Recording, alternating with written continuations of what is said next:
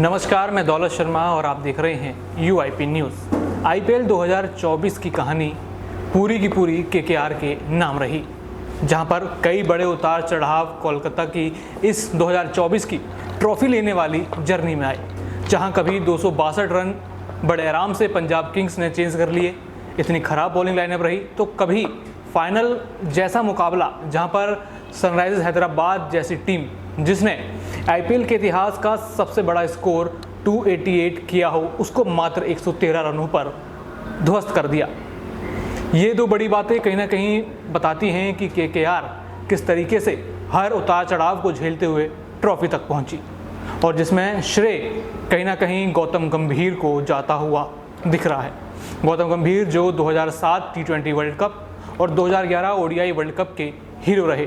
जब उनकी क्रिकेट की पारी खत्म हुई तो कहीं ना कहीं ये लगने लगा था कि अब वो इंडिया के साथ जुड़ जाएंगे, यानी टीम इंडिया के साथ कोच के तौर पर, मेंटर के तौर पर या किसी भी तरीके से जुड़े रहेंगे। लेकिन वो IPL और अपनी इंटरनेशनल क्रिकेट रिटायरमेंट के बाद पॉलिटिक्स ज्वाइन कर लेते हैं और BJP की टिकट से वो मेंबर ऑफ पार्लियामेंट बन जाते हैं। लेकिन जब वक्त आया 2024 के चुनावों का, तो उन्होंने यहाँ पर राजनीति से थोड़ा ब्रेक लिया, या कह लीजिए राजनीति छोड़ दी, और सीधे LSG यानी लखनऊ सुपर जायंट्स की टीम को छोड़कर 2024 में कोलकाता नाइट राइडर्स के मेंटर बदल गए। मानो उसी दिन से ही कोलकाता के लिए सब कुछ बदल गया, और मेंटर की तरह उन्होंने कुछ ऐसा काम किया कि कोलकाता 2014 के बाद फिर दोबारा 2024 में ट्रॉफी जीतने में कामयाब रही। कुछ यही कहानी यहाँ पर टीम इंडिया भी दोहराना चाहती है, और लगातार चर्चाएं ये चल रही हैं कि अब गौतम गंभीर हेड कोच बन सकते हैं टीम इंडिया के, क्योंकि यहाँ पर टीम इंडिया हेड कोच के रूप में एक आक्रामक कोच की तरफ देख रही है।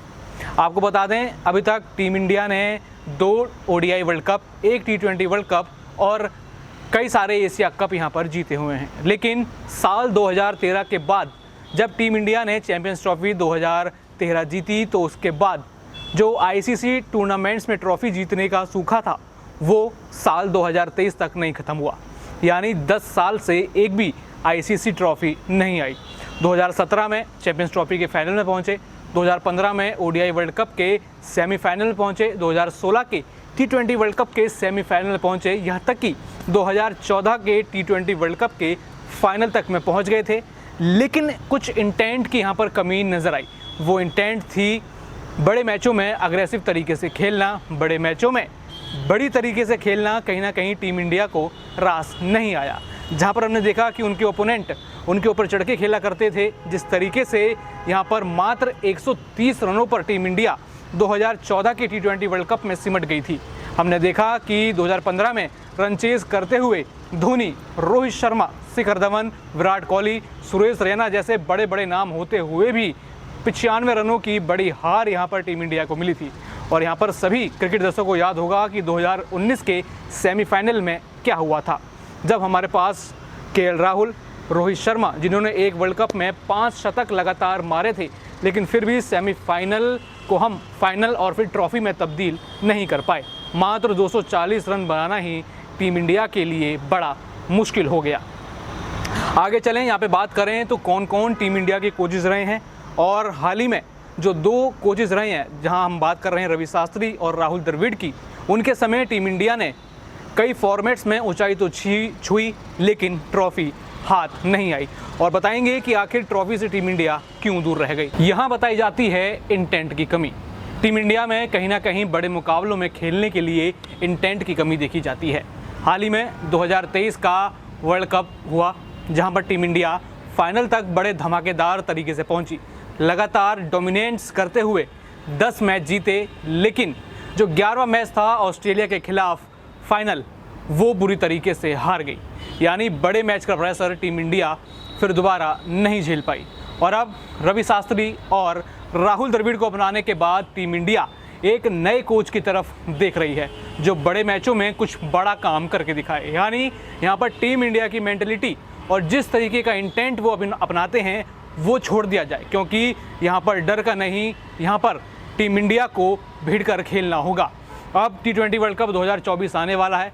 हालांकि इस बीच तो कोच नहीं बदला जा सकता, लेकिन जनता लगातार यही डिमांड कर रही है कि हेड कोच के रूप में अब वो गौतम गंभीर को देखना चाहते हैं, क्योंकि वो कोलकाता नाइट राइडर्स जिसने लगातार 2 ट्रॉफियाँ जीती, फिर हमने देखा कि कैसे उन्होंने एक फाइनल हारा, उसके बाद किस तरीके से आईपीएल में कभी 7, कभी 8, कभी 9 तो कभी 10 नंबर की पोजीशन पे रही।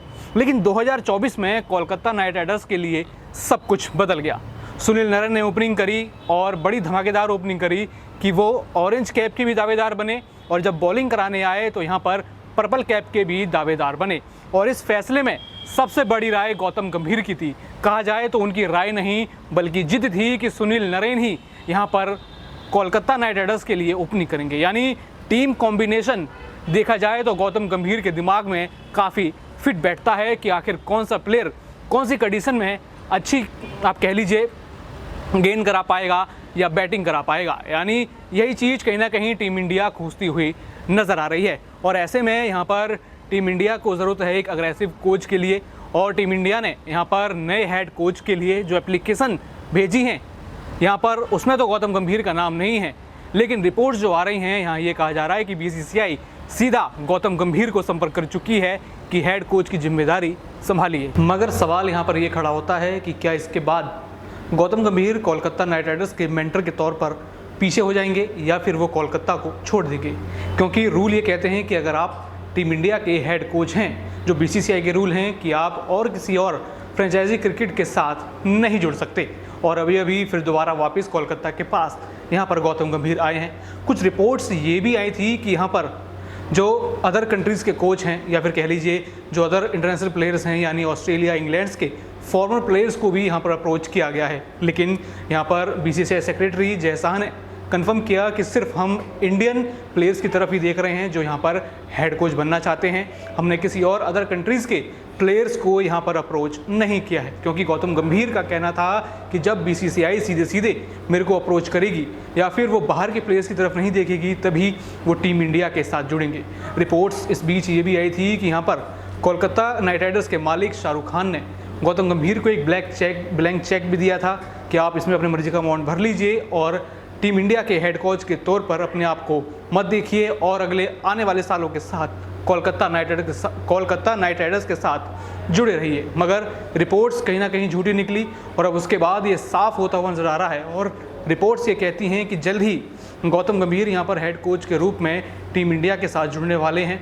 और वो इंटेंट और वो बड़े मैचों में परफॉर्मेंस की कमी जो टीम इंडिया में दिखती है वो कहीं ना कहीं अब पूरी होने वाली है। लगातार जो रिपोर्ट्स हैं वो गौतम गंभीर के साथ नज़र आ रही हैं। तो ये देखना होगा अगर गौतम गंभीर यहाँ पर टीम इंडिया के हेड कोच के रूप में आते हैं तो क्या बड़े बदलाव होंगे, क्या टीम कॉम्बिनेशन होंगे, क्या यहाँ पर कोई लड़ाई देखने को मिलेगी। क्योंकि हमने देखा है कि विराट कोहली और गौतम गंभीर के बीच ज़्यादा बातचीत बनती नहीं, आपस में तंज यहाँ पर कसना होता है या फिर उनके फैंस देखें तो एक अलग राइवलरी लेकर चलते हैं।